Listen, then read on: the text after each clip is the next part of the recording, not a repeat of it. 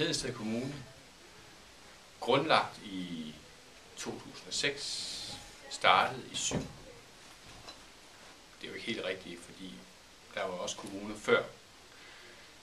Men vi kan godt se det på den måde, at vi blev grundlagt i 6 og startede i 7.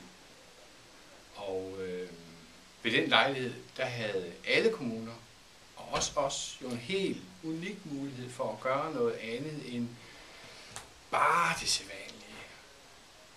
Vi ville blive 45.000 indbyggere.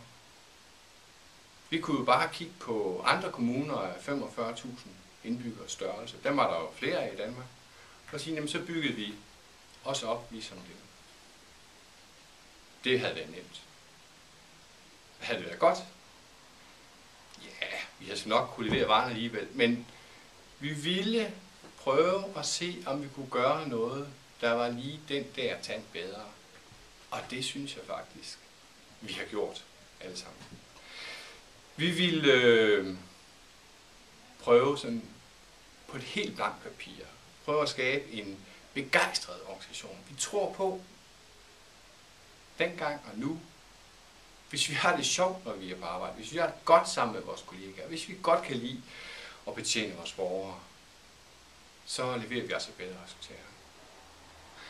Og den måde, vi vil gøre det på, var og er, at vi vil fortælle om det, vi gerne vil nå. Vi kunne også have valgt at fortælle om alt det, vi ikke må. Alle de steder, vi ikke må gå.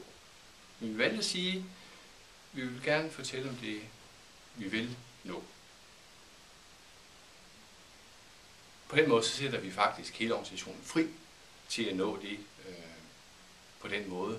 Men nu bliver enige om, at bedst der, hvor man arbejder, og hvor i forhold til det, man nu laver.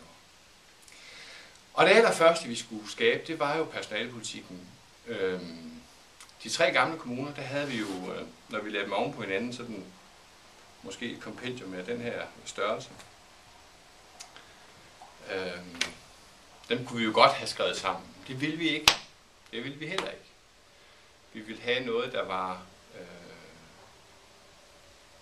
originalt. Ikke en kopi eller en omskrift, men noget originalt.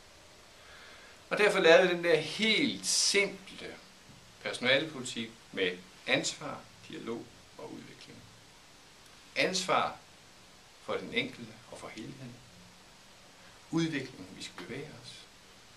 Og dialog, det er sådan set hele fundamentet. For når vi ikke har alle mulige regler og for hvad som helst, så bliver vi nødt til at have en dialog om, hvordan vi gør.